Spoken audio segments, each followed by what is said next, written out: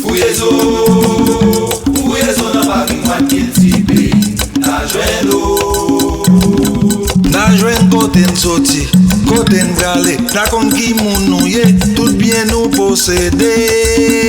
Fouyezo, fouyezo nan kalakou cultivé, na jwen nou. An nou fouyezo, fouyezo nan patrimoine cultivé, na jwen nou.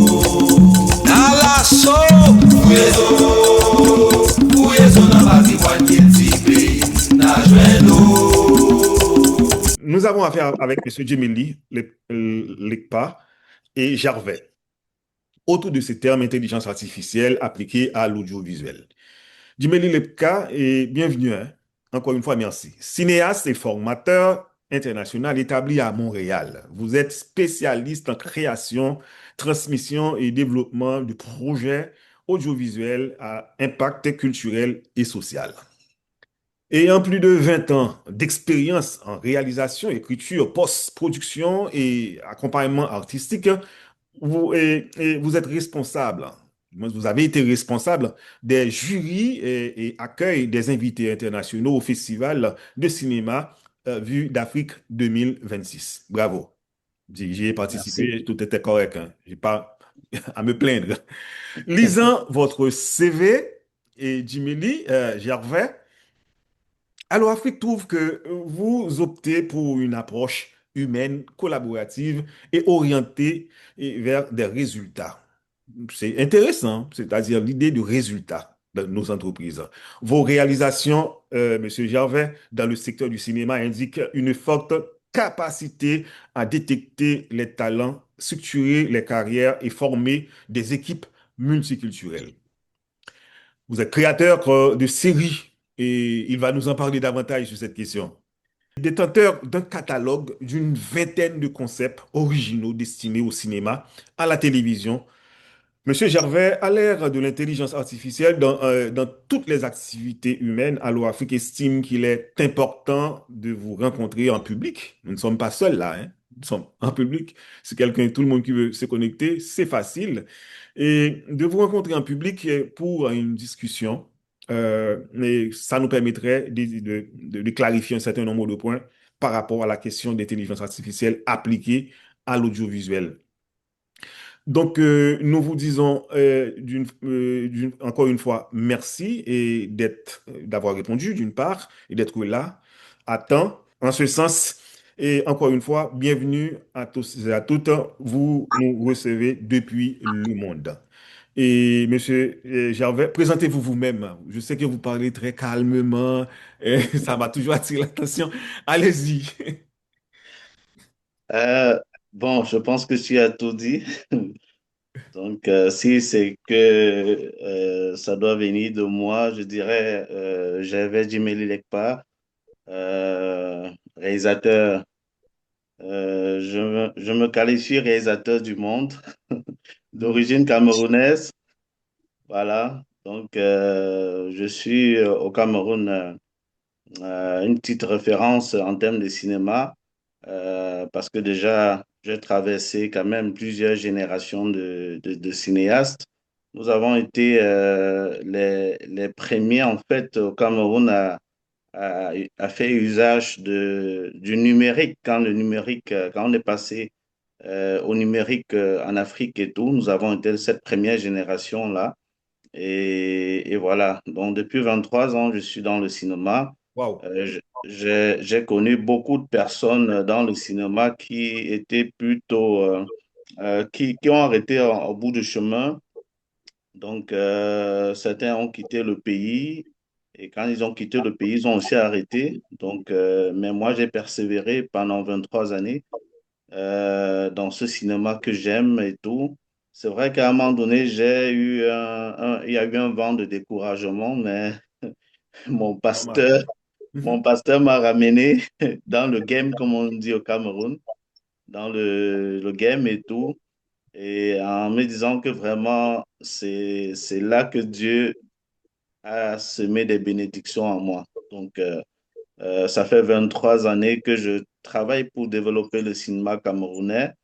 Quand je dis cinéaste du monde, c'est que vraiment j'ai eu beaucoup de grâce dans le cinéma parce que j'ai grandi pas en capitale, mais en province, au Cameroun. Et Basek Bakobio m'a repéré. Mhm, Basek Bakobio, c'est en fait celui qui est considéré comme le plus grand cinéaste camerounais. Et c'est lui qui porte le festival Écran Noir, qui est le plus grand festival de cinéma en Afrique centrale. Et c'est grâce à ce festival que j'ai connu Gérard Lechêne, qui mhm, euh, euh, ensuite m'a permis d'avoir ma première sélection internationale. C'est grâce à Basek Bakobio que j'ai pu rencontrer d'illustres producteurs de cinéma français, notamment Claire Denis. mhm, Et Claire Denis qui a fait le film White Material avec Isabelle Huppert, qu'on ne présente plus, qui est l'interprète de Madame Bovary, qui avait tourné Chocolat à l'époque. Claire Denis, qui dans ce film aussi a ramené au Cameroun la légende Christophe Lambert de Mortal Kombat, de Highlander et tout, mhm. euh, que j'ai eu le privilège de côtoyer en tant que l'un des assistants réalisateurs sur ce projet et tout. Et avant ça, il y a eu l'Alliance franco-camerounaise de Tchang où tout a commencé. Et c'est à l'Alliance franco-camerounaise de Tchang que j'ai justement été repéré par Françoise Ballet, qui était la directrice de l'Alliance franco-camerounaise, qui a cru en moi et qui m'a connecté en fait à Basek Bakobio. Et voilà. Et lorsque je suis revenu du plateau, je lui ai dit, tu m'as envoyé quelque part, j'ai beaucoup appris sur ce plateau. Et elle m'a dit, oui, c'est quoi la suite? J'ai dit que ok, je suis revenu avec un scénario qui s'appelle Clando. Et directement, elle a décaissé près de 2 000 euros pour me dire que, ok, voilà, 2 000 euros, voici un véhicule avec un chauffeur. Je t'accompagne pour ton premier projet. Et c'est comme ça que les choses ont démarré. Et c'est ce film qui a été ensuite en sélection officielle au Festival Vue d'Afrique en Oui. 2009. Voilà. Donc, du coup, il y a eu cette grâce vraiment de côtoyer beaucoup de cinéastes du monde. C'est pour ça que moi, j'ai dit, je suis vraiment, j'ai côtoyé beaucoup de personnes dans le cinéma, les Français, les Belges. Et en 2009, quand j'arrive ici, je tombe sur une Québécoise qui était en plein tournage. C'était pendant le festival Vue d'Afrique. Et puis, c'était mon premier voyage à l'étranger. Et j'ai dit, ah, le festival ne va pas finir, je rentre les bras ballants. Donc, Mhm, directement, j'ai eu le courage d'aller vers elle. J'ai sympathisé. Elle faisait une capsule pour la police de Montréal. C'était une capsule pour présenter, en fait, le comportement, voilà, des personnes de couleur noire mhm, afin que la police puisse avoir une meilleure compréhension des us et coutumes de ces personnes. Parce que, par exemple, quelqu'un peut, étant noir, venant d'Afrique, peut commettre quelque chose qui peut-être dans son pays n'est pas mal vu. Mais le mhm, changement de culture, le changement de pays fait que la police peut mal interpréter ce que lui faisait sans savoir que c'était interdit. Et en ce mhm, sens, il reçoit un ticket et tout. Donc, ça permettait en fait que la police soit un peu mieux renseignée sur certaines choses et puisse avoir, dans certains cas, une marge de tolérance. Voilà. mhm. Donc, j'ai sympathisé avec elle et après, bon, j'ai pris mon courage à deux mains. J'ai dit, OK, j'aimerais bien tourner quelque chose avant de rentrer. Et elle a accepté et on a pris un rendez-vous. Et à ce rendez-vous, après 2 jours, j'avais déjà en tête ce que je voulais, un film sur l'immigration d'un point de vue positif. Et c'est là que pendant une semaine, elle m'a mis à disposition elle-même 2 techniciens, 2 caméras, un véhicule. Et pendant une semaine, on a tourné à Montréal, à Sherbrooke, à Ottawa, voilà, de My African Dream. Et après Mhm. ça, je lui ai dit que comme l'été approchait, il fallait que je fasse le maximum d'images pour illustrer ce beau documentaire-là. Et elle m'a fait une confiance, voilà, elle qui me connaissait à peine, elle m'a remis son matériel, notamment une caméra et un matériel de son, et en me disant que voilà son adresse quand je vais finir avec mes prises de vue, je vais le lui remettre avant de rentrer au Cameroun. Donc, j'ai pu filmer donc, pendant l'été le Festival international du film pardon, le Festival de jazz international de jazz de Mhm. Montréal. J'étais à Nuit d'Afrique, j'étais dans des événements culturels, j'étais à, à Vue d'Afrique pour aller filmer les coulisses du Festival Vue d'Afrique, où j'ai eu à interviewer des personnes comme Gérard Lechêne, voilà, Mhm. Louise Gagné, qui à l'époque était la PCA et tout. Donc, j'ai pu vraiment me balader avec la caméra pendant 2 mois à Montréal Mhm. pour finalement faire ce documentaire. Il y a eu des personnalités que j'ai rencontrées, comme Kassav. C'était un moment très, très Ah oui, intéressant, oui, très oui, oui, oui. intense. Voilà. Il y a Petit Pays que tous les Africains connaissent comme le plus grand remplisseur de salles en Afrique et tout. Donc, c'était un moment très, très agréable et j'ai rencontré vraiment des personnalités, des personnes de toutes les cultures, c'est-à-dire que Afrique anglophone, Afrique francophone, le Mhm. Maghreb, les Québécois, les Canadiens, les Indiens. Voilà, donc c'était vraiment une symbolique très forte que j'ai développée dans ce documentaire. Et après, j'ai remis la caméra et puis je suis rentré. Et même si quand je rentre, il y a un choc en fait, c'est que quand je rentre, je me rends compte que la technologie que j'avais utilisée était trop forte par rapport Oui. aux caméras qui étaient présentes au niveau du Cameroun. Mhm. Donc, du coup, je ne pouvais pas tourner parce qu'il Incompatibilité. était question de tourner la suite au Cameroun. Donc, je ne pouvais Yeah. pas Mhm. synchroniser les deux types d'images. Voilà. Mhm. Et euh, c'est ainsi que j'ai dû patienter plusieurs années. Et après, il y avait les difficultés de trouver du financement pour la suite du documentaire. Donc, du coup, c'est de 2009 à 2014 euh, que, que j'ai patienté, trouvé des financements. C'est en 2014 que je trouve finalement des financements. Entre-temps, la technologie du numérique a évolué au niveau de l'Afrique et tout. Et Mhm. c'est là que je tourne en 2014, en 2015, le documentaire F1 prêt. Et voilà un peu comment ça s'est passé, cette belle Super. aventure. Donc, quand je dis cinéaste Extraordinaire. du monde, c'est que j'ai vraiment été côtoyer plusieurs cinéastes du monde. J'ai servi même quand je reviens au Cameroun, je suis sollicité pour faire le casting pour un film allemand qui se tournait entièrement au Cameroun. Parce Mhm. que tu l'as si bien cité, j'ai beaucoup côtoyé les talents. Je suis un talent amoureux des talents. Donc, chaque fois Mhm. que je vois un talent, je n'hésite pas à le dire. Voilà. Donc, et c'est comme ça qu'ils m'ont contacté. J'ai fait le casting avec une Française. Et en partant, elle m'a dit vraiment, il y a beaucoup de talent au Cameroun. Et j'espère que tu pourras vraiment formaliser ça et développer le cinéma à travers ces talents. Donc après, c'est Parfait. comme ça que j'ai lancé l'agence cinéma du Cameroun et j'ai détecté des actrices qui sont devenues très célèbres comme Muriel Blanche, qui était l'une des premières et qui aujourd'hui a une notoriété internationale en Afrique. J'ai détecté des personnes comme Françoise Akane, qui est du côté de l'Europe, et plein d'autres talents. Donc, Mhm.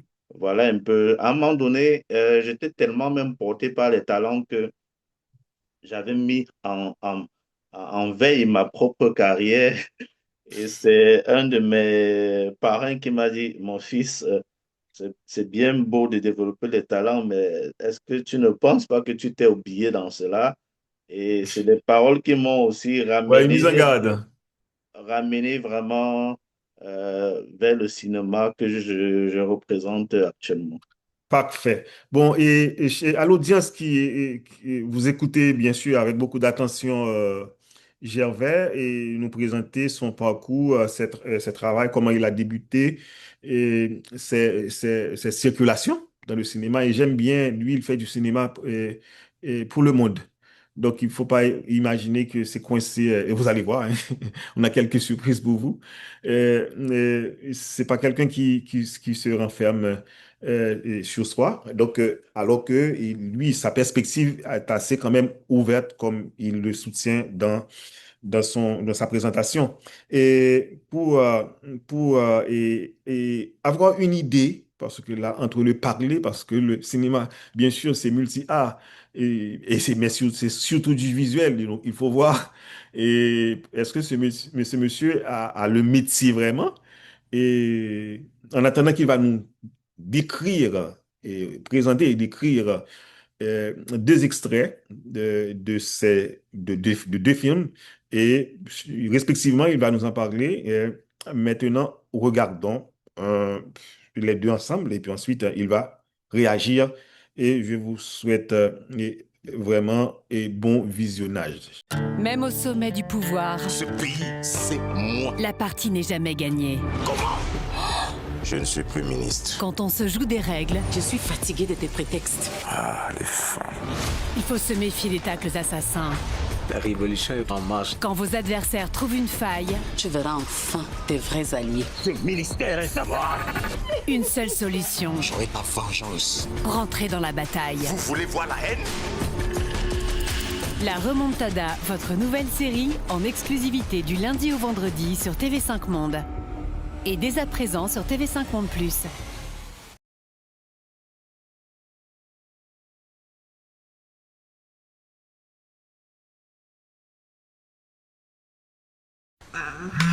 Allô bébé. Tu es toujours aussi chaude comme la braise à ce que je vois. Ah, t'es trop chaud quand tu me dis ce genre de choses. C'est normal. On ne peut qu'avoir de vilaines intentions quand on voit un corps pareil. Et je te vois en robe de nuit. Tu portes quoi en dessous? Dis-moi. Tu vas voir. Ah oui, mon bébé, oui. J'ai vraiment envie de voir ça. Carmen?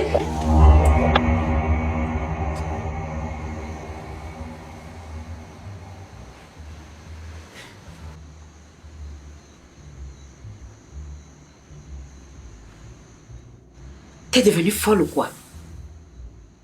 Avec toute l'éducation que tu reçois dans cette maison, tu te permets de jouer à la pute dans la maison de qui? Mais maman, là je suis avec mon copain et tu n'as pas le droit d'entrer dans ma chambre.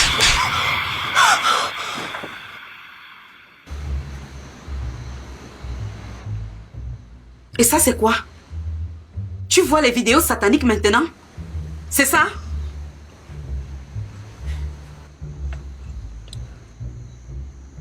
Tu te permets ça? Maman, c'est une telenovela, c'est tu es juste entrée dans une séquence d'adultes, c'est tout. C'est ça. C'est la première et la toute dernière fois que je te vois lire pareil programme. Sinon, je te priverai de ton téléphone pendant 1 mois. Tu as compris? Oui, maman.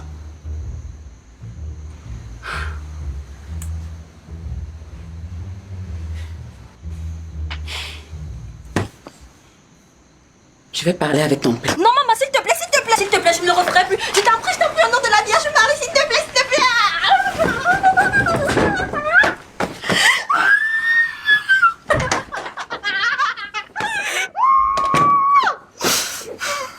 Bon, nous venons de visionner deux extraits et cela dit deux projets réalisés par exemple le cas de Remontada c'est programmé sur TV5. On a l'opportunité de voir ce projet, ce film. Et Gervais, pourriez-vous nous parler de ce projet d'une part, le projet qui est à T25, et puis le film en tant que tel, c'est quoi, et ça porte sur quoi, même si on voit un extrait, vos propos quand même, ces propos-là pourront nous éclairer sur la démarche cinématographique de ce film. Je vois beaucoup de grands plans. On va pas rester notamment dans le gars du cinéma pour que tout le monde puisse vraiment saisir. Mhm. Oui, je pense que peut-être pour une question de droit d'auteur, il y a lors de la diffusion le son qui n'était pas associé, voilà. Mais les deux projets, c'est La Remontada, c'est la série La Remontada, parce que Le son n'était pas projeté là? de mon côté, en fait, le son en background, en fait, le son passait, les Ok, voix d'accord. sortaient, mais Mhm. la musique, en fait, D'accord. Mhm. oui, oui. Donc, c'est ça. Donc, là, il s'agissait de la série La Remontada, qui est une série qui a été conçue. Ça a été conçu il y a 8 ans, ouais, Mhm. 8 ans. Mais c'est resté 6 ans dans les tiroirs parce que cette série, un peu comme le titre l'indique, c'est une série relative à ma remontada. Donc, c'est-à-dire à la persévérance Mhm. du réalisateur. Mhm. J'ai conçu ce projet à l'époque où le cinéma euh, avait commencé à mourir au niveau du Cameroun parce que il faut avouer que le cinéma est déjà mort au Cameroun. On a été contraint comme ça de basculer en fait vers la télévision, vers les séries télé, Mhm. parce que si on prend un peu nos doyens, nos anciens, euh, moi je suis né en 82, mais peut-être dans les années 85 à 90, je crois qu'on a eu déjà les dernières productions cinématographiques dignes de ce nom au Cameroun. Et après, il y a eu, comme j'ai dit, une autre génération qui est venue dans les 2003 avec le numérique et tout. Et ça fait que euh, la France finançait beaucoup le cinéma au niveau africain, au niveau camerounais. Et dans ce financement-là, la France fournissait les techniciens, le matériel et assurait la post-production. Voilà. Il y a eu des réalisateurs comme Basek Bakobio, Jean-Pierre Bécolo, qui ont fait des tournages assez impressionnants et tout. Et à un moment donné, la France est entrée en crise et puis ne pouvait plus financer le cinéma africain. Et nos aînés, vraiment à 90%, ont arrêté de faire des films parce qu'ils étaient habitués de faire des films avec des très gros budgets. Et subitement, suspendu de couper des budgets de la France, ils ne pouvaient plus faire des films parce qu'ils n'avaient pas peut-être préparé la relève de se dire, OK, si demain on n'a pas ce grand financement, si demain on n'a pas ce grand technicien qui venait de la France et tout, qu'est-ce qu'on ferait? Donc, ils n'ont pas vraiment pensé à cela et du coup, beaucoup étaient déjà, ils se disaient, je suis cinéaste, mais son dernier film datait de 10 ans, de 15 ans, de 20 ans. Mhm. Voilà, c'est un peu comme ça que nous autres, nous sommes venus un peu comme peut-être la deuxième génération de cinéastes camerounais. Et le numérique nous a aidés. Voilà. Mhm. Et ce qui se passe maintenant, c'est que dans les années 2010, voilà, avec la fermeture des salles de cinéma, des dernières salles de cinéma au Cameroun, parce qu'au Cameroun, je ne peux pas vraiment dire qu'il y a une salle de cinéma qui diffuse des films camerounais. Il y a deux, trois salles de cinéma comme ça qui diffusent des films américains. Voilà. Et, Mhm. et nous autres, les Camerounais, pour diffuser nos films, il fallait louer les salles. Voilà. Vous imaginez un peu. Ouais, Donc, ouais, ouais. voilà. Ouais, Donc, faire des films au Cameroun, sachez-le, ça relève de l'exploit. Voilà. Et en plus, les salles, le cinéma étant fermé et tout, qu'est-ce qu'on était obligé de faire? On était obligé de s'arrimer à la tendance. Surtout que, en termes de financement du cinéma camerounais après la France, il y a deux personnes, ou trois, disons trois personnes qui ont continué à financer les films camerounais. Il y avait notamment Canal+, TV5 Monde, avec des préachats ou des coproductions. Et puis, il y a l'Organisation internationale de la francophonie. Mhm. Maintenant, l'Organisation internationale de la francophonie, là, c'était un peu plus complexe parce que les dossiers étaient aussi très complexes. Voilà. Il ne suffisait pas d'avoir le talent, mais il fallait avoir un petit plus que moi, par exemple, je n'ai pas pu bénéficier pour pouvoir avoir un projet financé malgré mon CV. Et de l'autre côté, il y avait les télévisions, comme j'ai dit, notamment TV5 Monde et Canal+. Moi, Mhm. j'ai eu beaucoup plus de chance avec TV5 Monde, parce qu'avec Canal+, c'était aussi assez fermé et tout. Voilà. Et avec TV5 Monde, j'ai eu deux projets qui ont reçu le soutien de TV5 Monde, notamment de Virtual Love. Le titre est anglophone, mais le film est francophone.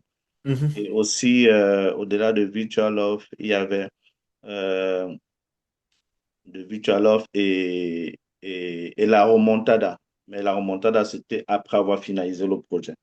Donc, Mhm. ça fait que A+, qui est la filiale africaine du groupe Canal+, A+, à un moment donné, comment dire, a diffusé des films et des séries. Mais c'est vraiment eux qui ont apporté vraiment la suprématie de la série Mhm. africaine sur le film africain. Parce que c'était un des meilleurs acheteurs de films. Sauf qu'à un moment donné, A+, a décidé de devenir la chaîne des séries africaines et de ne plus diffuser des films. D'accord. Du coup, les cinéastes, producteurs étaient donc obligés de virer vers la production exclusive des séries. Et c'est devenu vraiment ce challenge. Et presque tous les réalisateurs de mon temps, de cette deuxième génération-là, c'était le challenge pour être sur ce chemin. Et Ebenezer Kepombia a été le pionnier dans ce sens parce Mhm. qu'il le faisait déjà. Peut-être il avait recevait beaucoup de critiques à l'époque au niveau de la qualité parce qu'il travaillait avec une chaîne de télévision d'information qui n'avait pas forcément des techniciens de cinéma. Donc, du coup, mais il avait du contenu. Donc, quand Apus arrive, Apus se rend compte qu'il a du contenu. C'est là qu'il signe un accord d'achat de ces films déjà produits. Et c'est ça qui le propulse. Il devient, j'ai voulu dire qu'il devient riche. Oui, il est devenu riche parce C'est que bien. du jour au lendemain, vous avez peut-être 300 épisodes d'une série, même si on paye mal. Le mal fois 300, ça devient le bien. Donc, du coup, Ok. il s'est Ouais. retrouvé, euh, il s'est retrouvé fortuné et c'est là que maintenant il a renforcé en prenant de très bons techniciens, en, en commandant des scénarios, etc. Il a donc commencé à faire des séries de meilleure facture et il est devenu comme le monsieur série de A+. Et voilà, moi, de mon côté, j'ai pris 6 ans Mhm. pour cette transition. Voilà, vous imaginez 6 ans qui ont été Donc, assez cela dit, là, complexes. présentement, vous êtes dans la série. Euh, je veux dire 6 ans pour pouvoir produire ma première série. Voilà. Mais Mhm. bon, pour ceux qui connaissent un peu le basketball, je, je, je suis comme un MVP. Oui. MVP, ça veut dire Most Valuable Player. Donc, c'est-à-dire que le Most Valuable Player, puisque nous sommes dans une ère francophone, il faut traduire, c'est un peu la personne qui est aussi bien en attaque qu'en défense. Mhm. Voilà. Et la personne qui intervient vraiment de manière à apporter un plus à tous ses compatriotes et tout. Voilà. Donc, D'accord. c'était le don, en fait. C'est le don que j'ai eu, c'est-à-dire que s'il faut utiliser un mot français pour synthétiser ça, je vais dire polyvalent. Voilà. Mhm. Je suis Polyvalent. polyvalent. C'est même ça ma force. J'ai deux forces. Un, je suis euh, créatif et deux, je suis polyvalent. Le côté créatif, euh, comme tu l'as souligné lors de la présentation, me permet d'écrire rapidement des concepts de scénario et tout ça là. Et dans Mhm. ce sens, Ebenezer Kopambia que j'ai cité tout à l'heure, sa dernière série, c'est moi qui ai créé l'idée Mhm. originale de sa dernière D'accord. série. Voilà.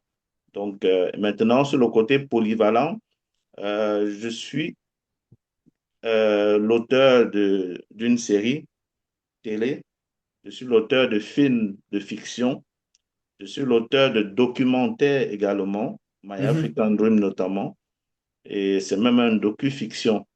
Donc, Mhm. j'ai là une capacité à, quel que soit le genre, à pouvoir intégrer. Et c'est pour cela que, pas plus tard qu'aujourd'hui, j'ai reçu une lettre de soutien de Mhm. l'ARRQ. Voilà, c'est ma dernière victoire, je peux dire. Bravo. L'ARRQ, c'est l'Association des réalisateurs et réalisatrices du Québec. Voilà. Donc, je suis au Québec depuis 7 mois et recevoir une lettre d'eux qui dit que on reconnaît mon talent de réalisateur ici au Québec et que j'ai leur soutien. Voilà, c'est vrai qu'il y a encore des procédures qu'il faudrait faire, mais c'est dépendamment de mon statut.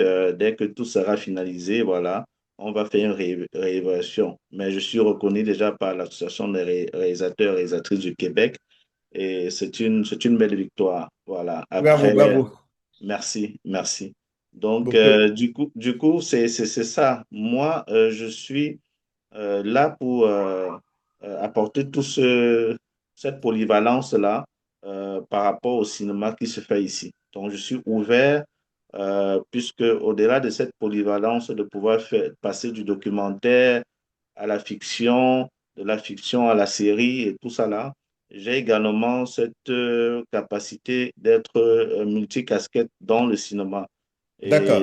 On en a ainsi, besoin. je suis réalisateur, je suis scénariste, je suis également monteur, producteur, et voilà. Donc, je suis ici pour développer à ma manière ce cinéma avec cette casquette de cinéaste du monde. Voilà. Super, merci. Un petit mot sur le film African Dream. Un petit mot, rapidement. Oui, oui. Ensuite, je pose Peut-être, des questions et puis le public oui. En également. fait, la bande-annonce qui est passée tout à l'heure, c'était plutôt la remontada. Mhm. Euh, My African Dream n'a pas été diffusé tout à l'heure. La Remontada, c'est une série actuelle. Certes, j'ai dit que le scénario a été conçu il y a 8 ans, mais ça coïncide avec l'actualité de mon pays parce que le Cameroun a le président le plus vieux au monde. Oui, il a 93 ans. Oui, Mhm. là, qu'est-ce que je raconte?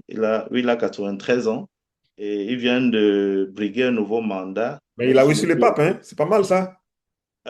Oui, bon, c'est une habitude et c'est une habitude et j'espère que À cet âge. le pape va s'aimer la paix dans mon pays parce que honnêtement, mon pays est devenu malheureusement un des pays les plus dangereux au monde. Oui. Donc, Mhm. c'est un pays où il y a eu une sorte de mini-crise crise sociale entre les populations anglophones qui ont revendiqué leurs droits, mais ils ont eu à faire face à une armée déterminée à les imposer le calme. Donc, depuis des années, depuis peut-être 7 8 ans, Mhm. il y a une crise où certains anglophones ont même voulu en fait, se désolidariser du Cameroun et créer un pays à eux, quoi, qu'ils ont appelé Ambazonie et tout. Donc, D'accord. c'est un peu ça. Et puis, il y a eu récemment les Boko Haram. C'est vrai qu'après, le Tchad et le Nigeria se sont fusionnés pour essayer de combattre ce phénomène et tout. Et maintenant, le plus grave, c'est il y a beaucoup de... C'est-à-dire que on a cette impression que le pays veut, en fait, nos dirigeants veulent à tout prix garder le pouvoir. Donc, cette soif de pouvoir fait que lors des élections passées, le peuple euh, a vraiment pris les unes en main et le vote a vraiment été favorable à un candidat aux élections euh, de, Mhm. de la, de la, de l'opposition. Et, mais le Conseil constitutionnel a invalidé les requêtes et a validé le président. Donc, du coup, le peuple est sorti dans la rue pour manifester et l'armée aussi est sortie. Et je suis arrivé ici en octobre et on a dénombré déjà plus de 50. Ça, c'est un chiffre qui peut être doublé, hein, parce que plus de Mhm. 50 morts et plus de 2000 arrestations. Voilà. Et depuis là, quand tu es un leader d'opinion, tu es un artiste qui a de l'influence et tout ça là, ça devient très dangereux pour toi d'être dans ce pays et tout. Ok, mais en fait, Et disons, quel genre de film, par exemple, disons-le en passant, on en profite, quel genre de film qu'on fait, par exemple, au Cameroun, selon la filmographie qui est disponible, quel genre de film en général?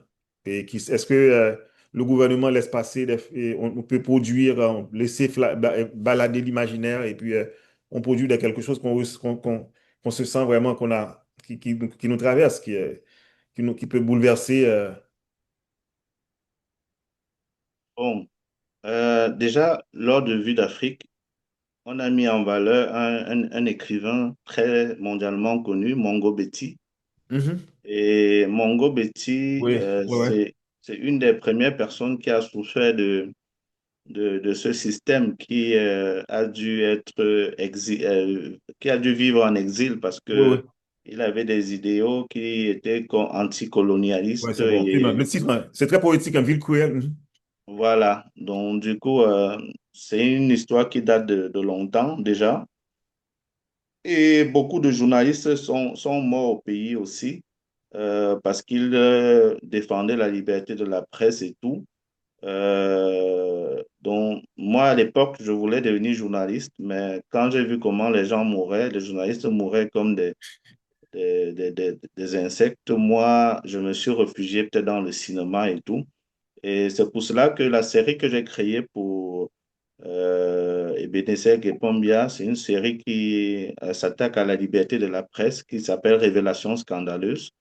Et la remontada aussi, c'est une série engagée parce que si je parlais en fait de ce système, c'est parce que je montre dans la remontada un ministre de 60 ans qui estime qu'il a encore au moins 30 ans au pouvoir et qui se voit virer du gouvernement et sans avoir pris la peine de préparer sa retraite.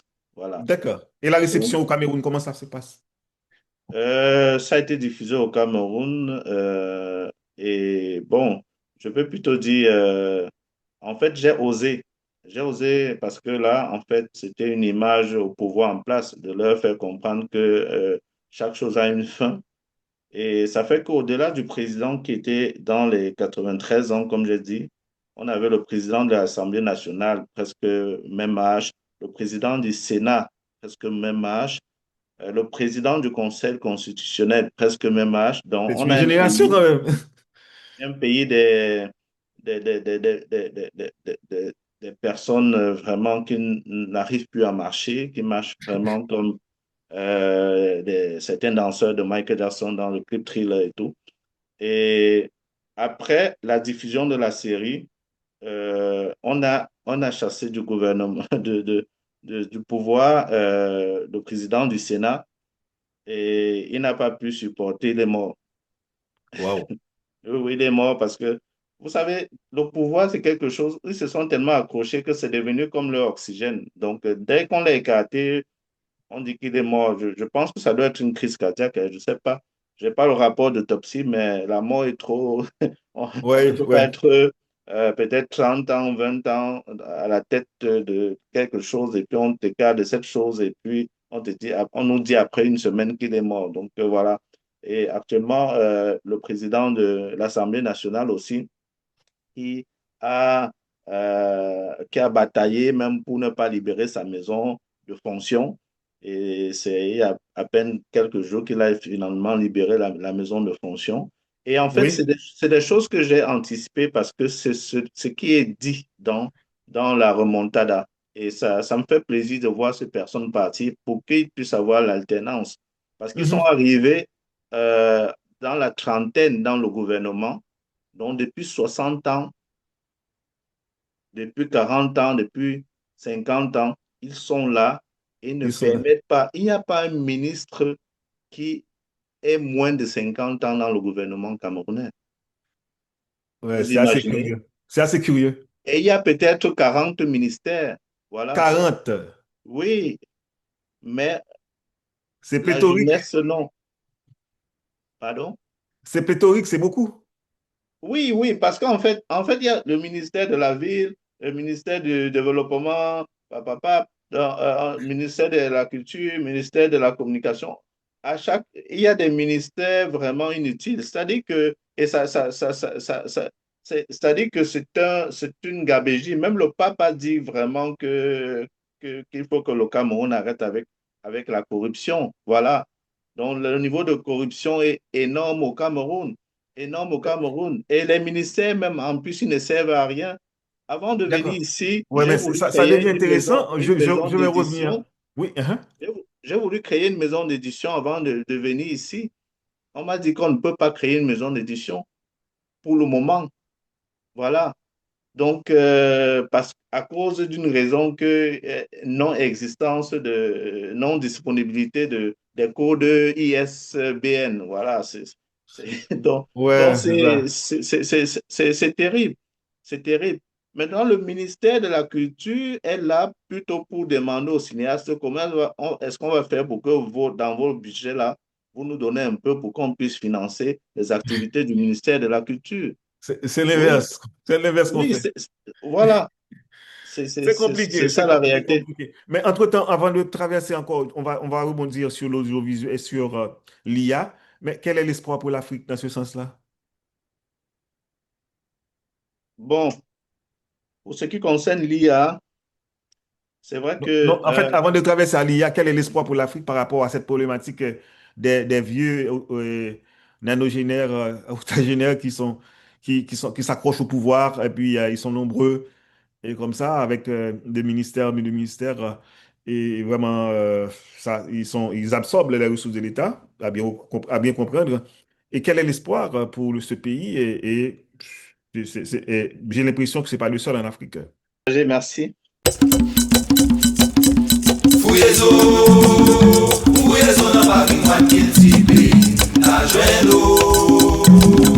Na jwen kote nsoti, kote ngale, na kon ki moun nou ye, tout bien nou posede. Fouyezo, fouyezo na kala mwantil tipe, na jwen lo.